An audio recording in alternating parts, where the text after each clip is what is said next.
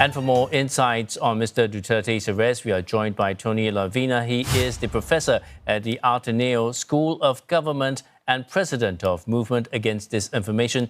Professor, firstly, what does this arrest mean for the Philippines and its legal system? It's a big thing because it's important to bring President Duterte to justice. His administration, clearly under his instruction, killed thousands of poor Filipinos, many of whom were not even drug addicts. So there has to be justice for that, and this is a form of justice and accountability. It doesn't say too well for our legal system, because why does the International Criminal Court have to come in? But I think the government of President Marcos have concluded as well that this is the best way to bring the ex-president to justice. And that's why they're cooperating and have arrested Mr. Duterte. Now, Professor, based on what you've just said, do you think that this is a strong case against him? There's a very strong case against him. First, because the wonderful thing, well, and it's sad actually, but it's the reality, is that the war against drugs was well documented. The media, you guys, your Philippine counterparts, they covered it, really covered it very well. There's a very big book about it by Patricia Evangelista, Some People Need Killing. Second, they're all in writing. The instructions are in writing. Third, very important, there are many whistleblowers that are now turned witness against President Duterte. People who were there when he was even mayor and ordered the killings of so-called criminals. I say so-called because, you cannot kill people even if you suspect them to be criminals. You have to go to court, right? You have to imprison them. And we don't even have a death penalty in the Philippines. Now, this is the first time a Philippine head of state has been detained through an order issued by an international tribunal. What are the next steps you see in the ICC's investigation? Could this lead to a trial in The Hague, you think? Yeah, well, the first step is actually, he's not even arrested yet as an accused, right? He will be brought to The Hague. I hope today he'll be brought to the Hague after some processing, where he will face the charges that he's just been accused of. And after that, the court will determine if, in fact, the charges will continue and he is the accused, and then trial will follow after that.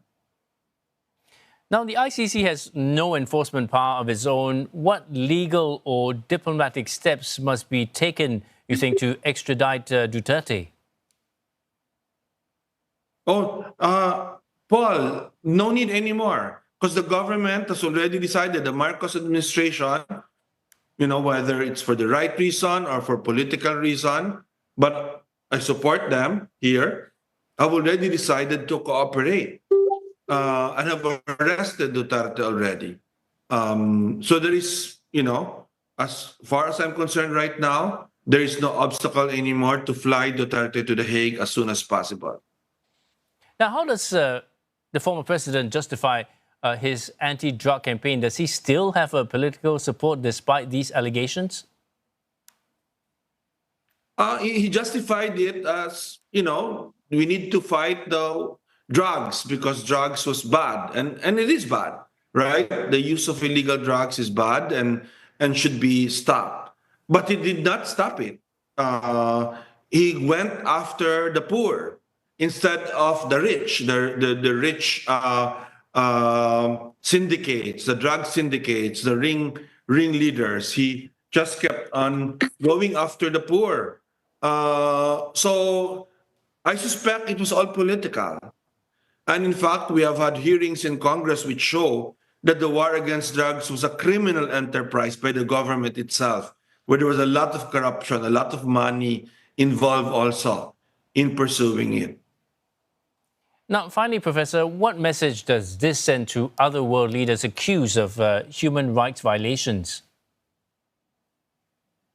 you cannot run, right? Or you can run, but you cannot hide.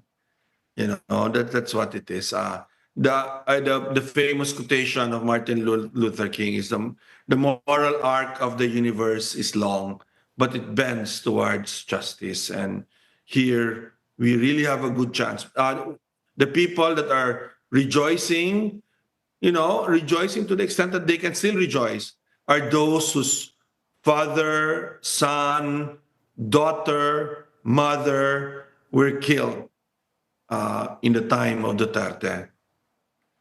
Many Because thanks. Duterte said some people need killing. Many thanks for that, Professor, for your insights. That's Professor Tony Vina, the professor at the Ateneo School of Government and president of the Movement Against Disinformation. Thank you.